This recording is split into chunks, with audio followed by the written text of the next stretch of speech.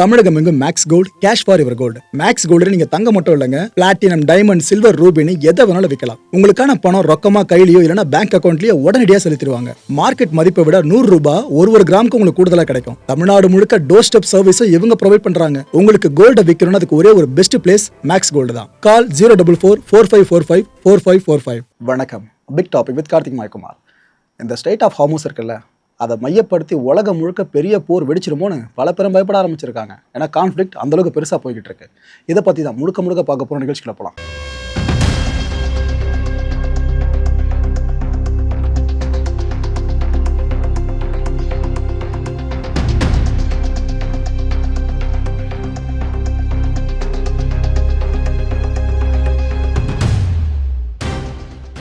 இந்த state of ஹார்மோஸை நாங்கள் open பண்ணுறோன்னு, கம்ப்ளீட்டாக ஓப்பன் பண்ணுறோன்னு ஈரான் சொல்லிச்சா.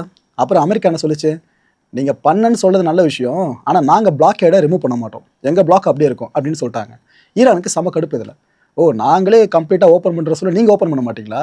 இங்கேருந்து கப்பல் அங்கே போயிட்டு வெளியேற முடியலன்னா அது எங்களுக்கு தானே பிரச்சனை. அதுவும் ஈரானை மட்டும் டார்கெட் பண்ணியிருக்கீங்க. எங்களோட போர்ட்டு சார்ந்து எந்த கப்பல் வந்தாலும் அதை விடமாட்டோன்ற மாதிரி முடிவு பண்ணியிருக்கீங்க.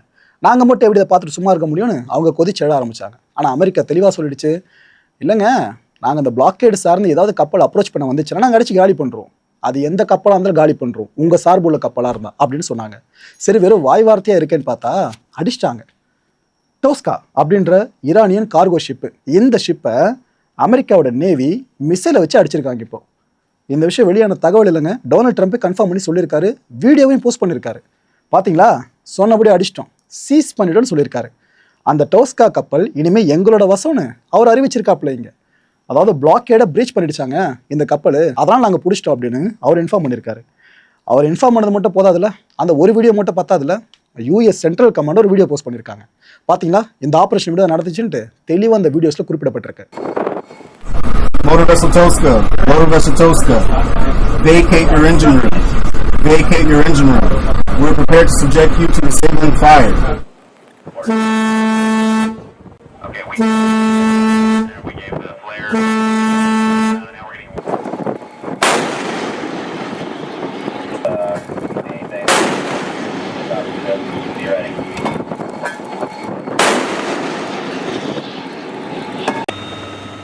ஈரானுக்கு சாம ட்ரிகர் ஆயிடுச்சுங்க. ஆக்சுவலாக ஈரான் ஊடகமும் அதை கன்ஃபார்ம் பண்ணிட்டாங்க. ஆமாம், எங்களோட கப்பல் சார்ந்த அமெரிக்கா இது போல வேலையை பார்த்துருக்கு, இன்டர்செப்ட் பண்ணியிருக்காங்க அப்படின்ட்டு அவங்க அதை கன்ஃபார்ம் பண்ணிட்டாங்க. பதிலுக்கு ஈரான் என்ன பண்ணிடுச்சு, ட்ரோன்ஸை வச்சு அடிக்க ஆரம்பிச்சிட்டாங்க. அமெரிக்காவோட கப்பல்கள் இருக்குல்ல, அதை நோக்கி ட்ரோன்ஸை வச்சு அடிக்க ஆரம்பித்தாங்க. ஆனால் பெரிய அளவுக்கு இம்பாக்ட் ஏற்படுத்த முடிஞ்சுதான் கேட்டிங்கன்னா இல்லை மக்களே, அதுதான் உண்மை. அதுவும் இல்லாமல் இப்போ ஒரு அனௌன்ஸ்மெண்ட்டாக கொடுத்துருக்கு ஈரான், இது போல் டோஸ்காவை பண்ணிட்டீங்களா, நாங்கள் சும்மா விட மாட்டோம், என்ன கதியாக வரீங்க பாருங்க அப்படின்ட்டு அவங்க இப்போ வான் பண்ணி வச்சுருக்காங்க. சமீப காலமாக பேச்சுவார்த்தை சார்ந்து ஒரு நல்ல முடிவு எட்டப்படும்னு பார்த்தா திரும்ப எஸ்கலேஷன் ஆரம்பிச்சிட்டாங்க. பார்த்தீங்களா, இன்னொரு விஷயத்த ஈரான் சொல்லுது, அமெரிக்கா பண்ணிட்டு இருக்கிறது ஆர்ம்டு ராபரின்னு சொல்கிறாங்க. அதாவது ஆயுதம் ஏந்திய ஒரு இராணுவமே கடத்தலில் ஈடுபட்டால் எப்படி இருக்கும், அது போல தான் அமெரிக்கா பிஹேவ் பண்ணிக்கிட்டு இருக்கு. இங்கே வர கப்பல்கள் சார்ந்து நீங்கள் இது போல வேலைகளை பார்க்குறீங்கன்னா இதை கடத்தல்னு சொல்லாமல் வேறு என்ன சொல்கிறது, உங்கள் இராணுவத்தினரை கடத்தல்காரங்க அப்படின்னு சொல்லாமல் சோல்ஜர்ஸ் நான் சொல்ல முடியும் அப்படின்னு கேட்குறாங்க ஈரான். இந்த பிளாக்கேட் இருக்குல்ல, இதுவே இந்த சீஸ் ஃபயரை ப்ரீச் பண்ண விஷயம்னு சொல்கிறாங்க. நாங்கள் சொன்ன மாதிரி ஹார்மோஸை கம்ப்ளீட்டாக ஓப்பன் பண்ணோமா, அதுக்கப்புறம் நீங்கள் பிளாக்கேடை ஓப்பன் பண்ண மறுத்ததுனால தான் நாங்கள் ஃபுல் அண்ட் ஃபுல்லாக அதை திரும்பவும் க்ளோஸ் பண்ணி விட்டோம் அந்த ஸ்டேட் ஆஃப் ஹார்மோஸை. ஸோ நீங்கள் பண்ணீங்களா அந்த பிரீச், இதுதான் இந்த பிரச்சனைக்கான ஆரம்பமேனு அமெரிக்கா மேலே ப்ளேம் பண்ணியிருக்கு ஈரான். கேலிபாஃப், ஈரானோட பார்லிமெண்ட் ஸ்பீக்கர், அவர் என்ன சொல்கிறாரு, அமெரிக்கா இந்த பிளாக்கேடை ஈரான் சார்ந்து எடுக்காமல் விட்டுச்சு அப்படின்னா அதுக்கப்புறம் இந்த ஹார்மோஸ் இருக்குல்ல, இங்கே ஹெவியாக லிமிட் பண்ணப்பட்டோன்னு சொல்கிறாருங்க. அதாவது ஏற்கனவே ஹார்மோஸ் பேஸ் பண்ணி ஈரான் போட்ட ரூல்ஸ்லாம் உலக நாடுகளுக்கு பெரிய தலைவலி கொடுத்துருக்குல்ல, அது இன்னும் அதிகப்படுத்தோன்னு சொல்கிறாங்க. ஈரான் இந்த பிளாக்கேடை எதுக்காம முடிச்சுனாக்கா, இந்த மெசேஜை அசிமுன் இருக்கார்ல, பாகிஸ்தானோட ஃபீல்டு மார்ஷல், இந்த ஈரானுக்கு போனார் பார்த்தீங்களா, அவர்கிட்ட இந்த மெசேஜை கன்வே பண்ணிட்டாங்களாம். யார், ஈரான் சைட்லேருந்து. இந்த மெசேஜை அவர் அமெரிக்க அதிகாரிகளுக்கு கன்வே பண்ணியிருக்காப்லையா. இதை இவர் கேலிபாஃப் இப்போ கன்ஃபார்ம் பண்ணி சொல்லியிருக்காரு. அண்டு என்னோட உயிர் தியாகம்ன்ற விஷயம் இருக்குல்ல, இதை நான் எப்போவுமே பார்த்து பயப்படுற ஆளே கிடையாது. யார், கேலிபாஃப் சொல்கிறாப்புல, என் நாட்டு மக்களுக்காக என் உயிர் எப்போ வேணாலும் போகட்டும், என்னோட ரெப்புடேஷன் ஃபுல்லாக காலியான பரவாயில்ல, ஆனால் ஈரானியர்களோட உரிமைகள் பாதுகாக்கப்படல, அதுக்காக என் உயிர் போகுதுனாக்கா நான் பெருமிதமாக அந்த சாவை ஏற்றுப்பேன்னு சொல்லியிருக்காரு. ஏன்னா கேலிபாஃபுக்கு நல்லா தெரியும், இன்கேஸ் அமெரிக்கா திரும்ப ஒரு பெரிய போரை ஈரான் சார்ந்து முன்னெடுத்தாங்க அப்படின்னா அங்கே குறிவைக்கப்படுற முக்கியமான பர்சனாக கேலிபாஃப் இருப்பார். ஏன்னா அந்த பேச்சுவார்த்தை குழுக்கு முழுக்க முழுக்க தலைமையாக செயல்பட்டவங்கல்ல கேலிபாஃப் முக்கியமானவர். அவரை டார்கெட் பண்ணதுக்கப்புறம் வேற எங்கே வந்து நிற்பாங்கன்னு நினைக்கிறீங்க? ஈரானோட ஃபாரின் மினிஸ்டர் இருக்கல அப்பாஸ், அவர் வரைக்கும் வந்து நிற்கலாம். ஸோ பேச்சுவார்த்தை ஒழுங்காக நடந்து முடிஞ்சால் மட்டும்தான், அந்த டீல் சைன் பண்ணால் மட்டும்தான் பல உயிர்கள் தப்பிக்கும்.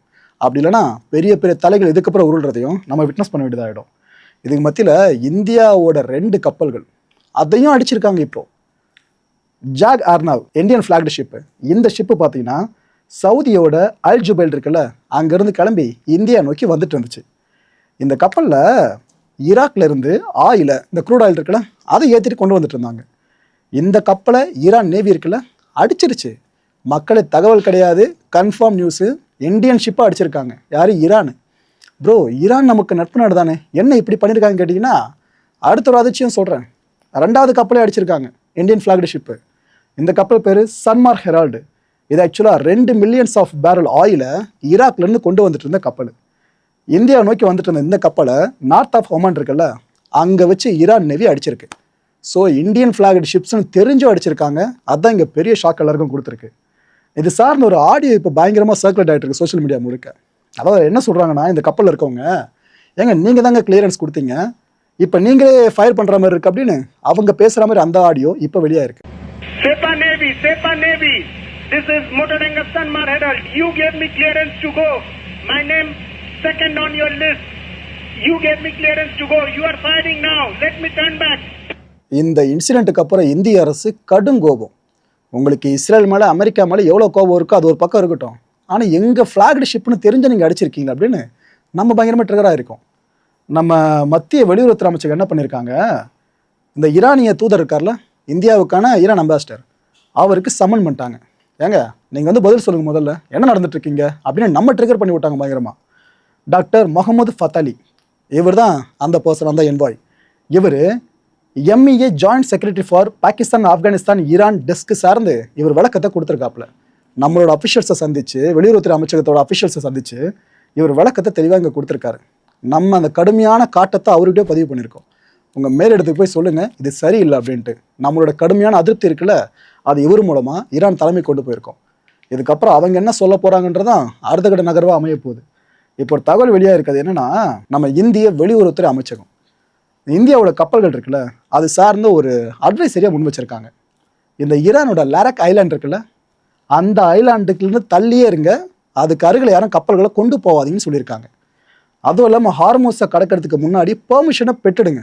ஏன்னா அங்கே நிலைமை தெரியும் உங்களுக்கு, அமெரிக்காவோட கையை விட ஈரான் கை ஓங்கியிருக்கு. அதனால் அங்கே உரிய பெர்மிஷன் வாங்கிடுங்க. அதெல்லாம் அஷ்யூரான பிற்பாடு செயலிங் சார்ந்த விஷயத்த முடிவு பண்ணுங்க. அதுக்கு முன்னாடி இந்த லாரக் ஐலாண்ட் இருக்குல்ல, அந்த பக்கம் போயிடாதீங்கன்னு இந்திய அரசு இப்போ வார்ன் பண்ணியிருக்காங்க நம்ம கப்பல்கள் சார்ந்து. இல்லை IRGC பண்ண நம்ம சொல்கிறாங்க, இந்த ஷிப்ஸ்லாம் பார்த்தீங்கன்னா கண்டிப்பாக எங்களோட கட்டுப்பாட்டின் கீழே தான் செயல்படணும். இட் மீன்ஸ் ஹார்மோஸை நீங்கள் கப்பலை கடக்கணும் அப்படின்னா, அந்த கப்பலை கொண்டு வந்து கடக்கணும்னா நாங்கள் சொல்லுவோம் எதை நீங்கள் எப்போ பண்ணணும் அப்படின்னு, எந்த ரூட் பக்கம் போகணும்னு, அதை மட்டும் தான் நீங்கள் ஃபாலோ பண்ணணும். அமெரிக்கா சொல்லுது, மற்றவங்க சொல்கிறாங்கன்னு நீங்கள் அதெல்லாம் கேட்கக்கூடாது. ஈரானோட நேவல் கமாண்ட் சொல்கிறத மட்டும் தான் நீங்கள் மதித்து நடக்கணும்னு IRGC இப்போ ஸ்டேட்மெண்ட் விட்டுருக்கு. எல்லாத்தையும் லிங்க் பண்ணி பார்த்தா எங்கே வந்து நிற்கிது பார்த்தீங்களா? ஒருவேளை ஏதாவது கப்பல் இந்த ஹார்மோஸை கடக்க ட்ரை பண்ணிச்சுன்னு வைங்க, எங்ககிட்ட பெர்மிஷன் வாங்காமல், நாங்கள் அதை எப்படி தெரியுமா கன்சிடர் பண்ணுவோம்? எதிரிகளோடு சேர்ந்து நீங்கள் வேலை பார்க்குறீங்க, இப்படி கன்சிடர் பண்ணி நாங்கள் அடுத்து என்ன பண்ணுமோ பண்ணிவிடுவோம் அப்படின்றாங்க IRGC. ஸோ எதுக்காக இந்தியன் வெசல் சார்ந்து அட்டாக் நடத்தப்பட்டுச்சுன்னு ஓரளவுக்கு கிளான்ஸ் இப்போ தெரிய வந்திருக்குல்ல. ஆனால் அதில் ஆடியோவில் தெளிவாக இருந்துச்சு, ஏங்க நீங்களே பெர்மிஷன் கொடுத்துட்டீங்க அதுக்கப்புறம் அடிக்கிறீங்கன்னு.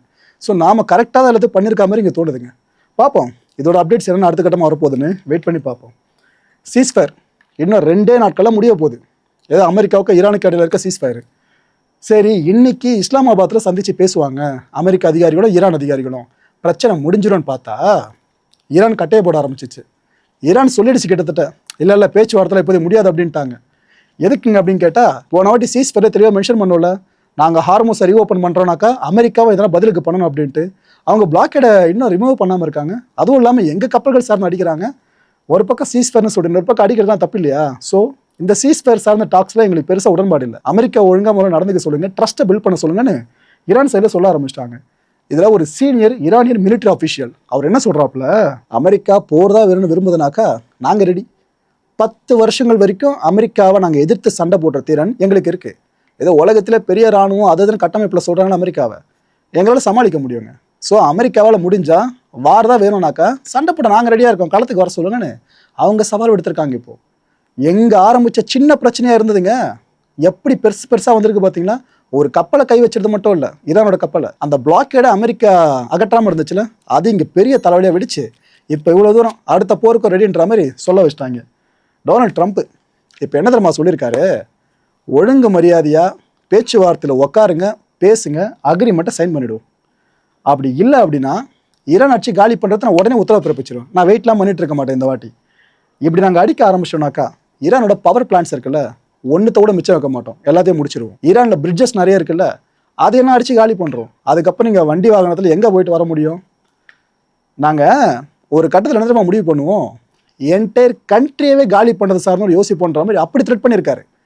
ஈரான் சார்ந்த இன்ஃப்ராஸ்ட்ரக்சர் மட்டும் இல்லை, ஃபர்தர் அட்டாக்ஸாக ஈரான் முழுக்க டார்கெட்ஸ் வச்சு காலி பண்ணுவோன்ட்டும் ட்ரம்ப் சொல்லியிருக்காரு.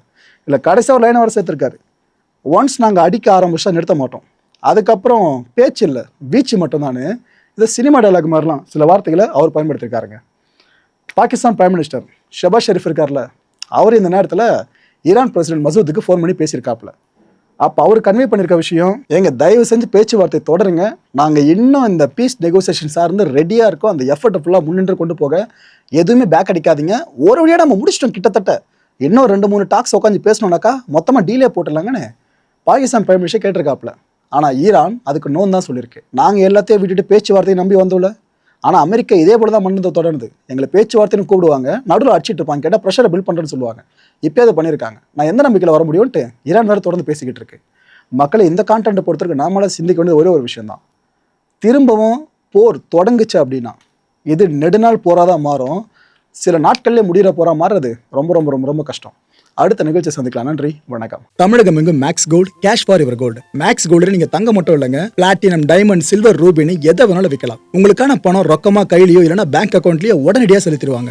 மார்க்கெட் மதிப்பை விட 100 ரூபாய் ஒரு கிராமுக்கு உங்களுக்கு கூடுதலாக கிடைக்கும். தமிழ்நாடு முழுக்க டோர் ஸ்டெப் சர்வீஸும் இவங்க ப்ரொவைட் பண்றாங்க. உங்களுக்கு கோல்டை விற்கணும்னு அதுக்கு ஒரே ஒரு பெஸ்ட் பிளேஸ் மேக்ஸ் கோல்டு தான். கால் 04445454545. என் அன்பார்ந்த மாயம் ஸ்டுடியோஸ் நேயர்களே, மாயம் பக்தின்னு ஆன்மீகத்துக்காக பிரத்யேகமாக ஒரு சேனலை கொண்டு வந்திருக்கோம். மறக்காம சப்ஸ்கிரைப் பண்ணி அந்த சேனலுக்கு உங்களோட ஆதரவை மனப்பூர்வமாக தெரிவிங்க. வணக்கம் மாயம் ஸ்டுடியோஸ் நண்பர்களே, மாயம் ட்ரெண்ட்ஸ் அப்படின்ற ஒரு புதிய ஃபேஸ்புக் பேஜை ஓப்பன் பண்ணியிருக்கோம்.